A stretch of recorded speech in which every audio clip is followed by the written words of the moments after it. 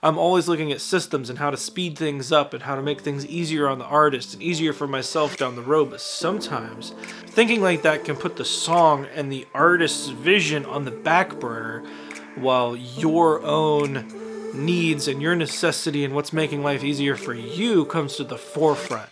When in reality, these people are paying me for a service. It's my job to make their art better, not for them to make my life easier. Hey everybody, Resident Loser Jeremy here, and welcome to the live room today. If you've spent any amount of time on YouTube and you have similar interests to what I look at, you've probably seen a ton of tutorials and people telling you what to do, what plugins to use, what mic technique to use, what to do where, here, what, no. There's definitely validity to that. There's good points in knowing the rules, knowing common practice, knowing what people tend to do with something. But I think there's a certain point where you can throw all that out the window.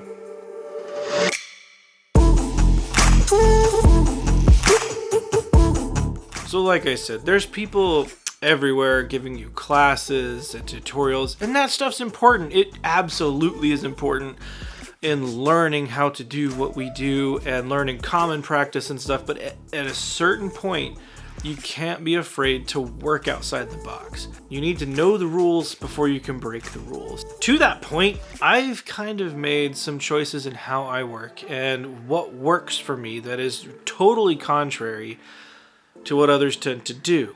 An easy example would be plugins. There are certain plugin manufacturers that I avoid like the plague. Not because they make bad plugins. That's not the case at all. I would probably venture to say that most companies out there are making excellent plugins, and whoever you decide to go with is a good choice. But there's one particular brand I don't go with. I'm not going to say what it is. I don't use those plugins because everyone I know uses those plugins, and that's an easy way for me to differentiate myself really quickly. Because plugins impart their own sound, right? Even when they're emulating certain hardware pieces and certain characteristics that different plugin manufacturers have, just like hardware. And I thought an easy way to differentiate myself from those individuals was to not use those plugins. I did for a while. I tried it. They're great plugins. But if I want to sound different, I have to find a different way to do things. I have to force myself into a completely different mindset. And something as minuscule as that may sound silly and stupid, and if that's not for you, find another way to be different. Back here on the drums, you think for most pop records, right, there's certain miking schemes that you'll see, and you'll see a lot of these mics back here, even though it's kind of blurred out with this very tasteful bouquet. I have overheads up, I have close mics on the drums, I have kick in, kick out, room mics set up. All of those we're recording for these past week of sessions, right? But there's one mic sitting right in front of the kit, right here. This R88 right here is just sitting in front of the kit. And for most of those sessions, that's the only mic we used. Not exaggerating. I went ahead and recorded every other mic, but the sound of those records is just from that thing right there. I made a one mic video on it, the R88, and I dug that sound, but I didn't really use it in the context of a session again because I like it in other places so much, but something came up where somebody wanted a very, very particular sound. If you want to check that one out, I'll link that video in the description of this one, maybe in the first comment. I don't know, look down there, you'll find it. Same miking scheme that we came up with for that video is working so well. Now that I've kind of learned it and honed it, we did a better job of tuning the drums because this was, I mean, these were paying clients here to use the space, not just us tossing the mic up as an experiment. Now that I've tried it, I can use that to my advantage and really bake in the sound of a record without having to work so hard with all these other mics. I turned around to one of the guys at one point and said, I work so hard to get this sound. A lot of the times with drums, setting up 16 mics and I'm only using one. And the drummers themselves appreciated it way more because I only put one mic in their ears. They could mix themselves while they played. It was a much more comfortable aspect for them. And sure, this seems like a totally non-consequential aspect of this mindset to be applied, and that's absolutely true, but to illustrate that thought process, thinking differently, my vocal mic, the Manley, is not an unpopular mic choice, but around here everybody uses U87s, U67s. I have nothing against U87s, U67s, 251s, those are great mics. But But again, all the larger studios around here have those. Would I benefit from it? Yeah. Do I want one? Of course, who doesn't? But in this instance, I've kind of grown to realize I don't think I want one, just because I want to sound different. I don't want to have to blow half my savings in order to sound like the studio right down the road. And honestly, the same goes for mix moves. There are definitely things that can be good ideas to employ in your mix, and there's definitely times to throw all that stuff out the window and just go for emotion. And there's different ways to get at different emotions. You don't always have to low pass something or high pass something. You don't always have to do a clean signal on something. Don't be afraid to think completely the opposite from what everybody else is telling you to do.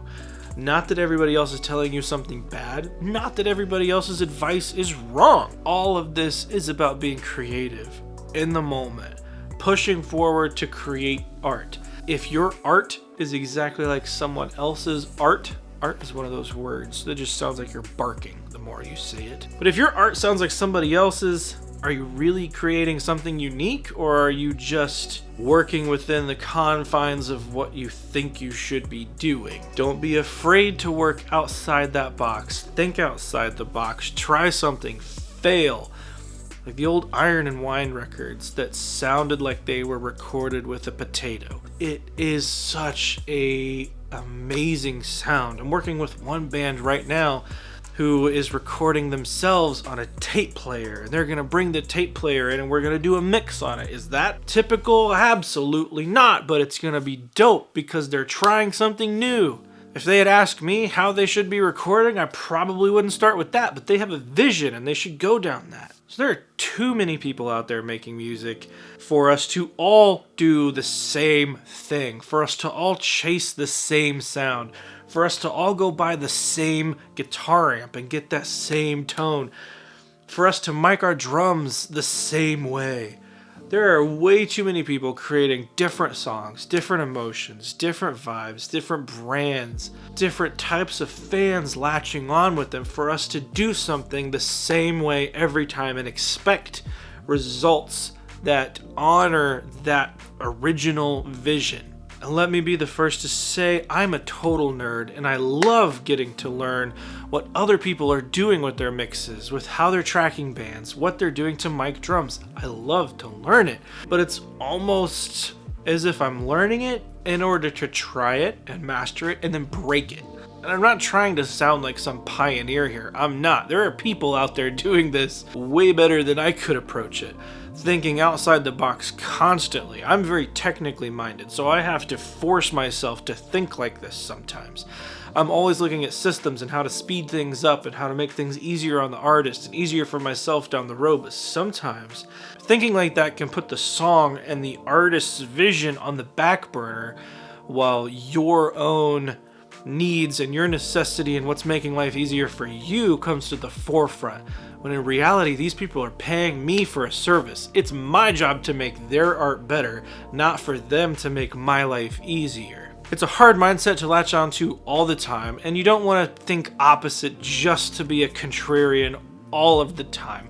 Do I hate those plugin companies that I don't use? Absolutely not. They make fantastic plugins. Do I not like miking drums with a lot of mics? If you've watched the channel any amount of time, you know that's not true. I will toss up a ton of mics on the drum set just because I can. Do I not want to buy a U87 because all big studios have U87s? Absolutely not. I would love nothing more than a vintage U87 or a C800. But everyone around me has one, and it doesn't make sense for me to do the same thing they're doing. That's all I'm saying with this. Don't be afraid to find your own sound.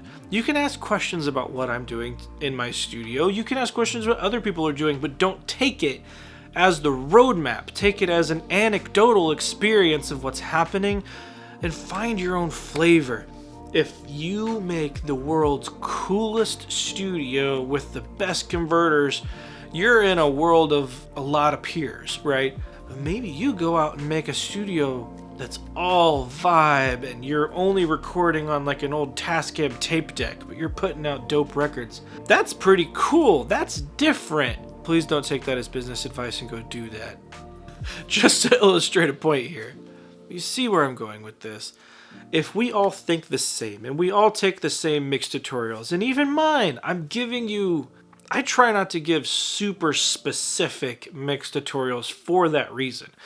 There definitely are those utilities that you can learn that help you make a good record when you need to fix something. But to say that guitars should be mixed this way, keys should be mixed this way, where I see that useful is when you can also see the engineer or mixer's vision of the whole project and what their thought process was. This goes right back to using presets and taking screen caps of somebody in order to make your record sound like theirs, and it's never gonna happen. Don't be afraid to think outside the box. What creates emotion in your music, in your artist's music, in the band's music you're working with? How can you best accentuate and grasp onto that emotion and put it in the ears of the listener? Because it's probably not the way I or somebody else told you on a YouTube video to do it. We're just trying to help you out, to give you tips.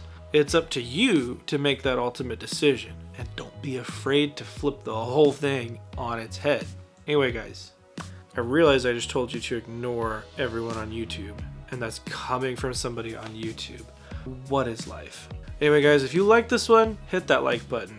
If you would like to, consider hitting the subscribe button, helping build the channel. Those two things really help out a lot. Anyway, guys, I'm Resident Loser Jeremy. I'll see you in the next one.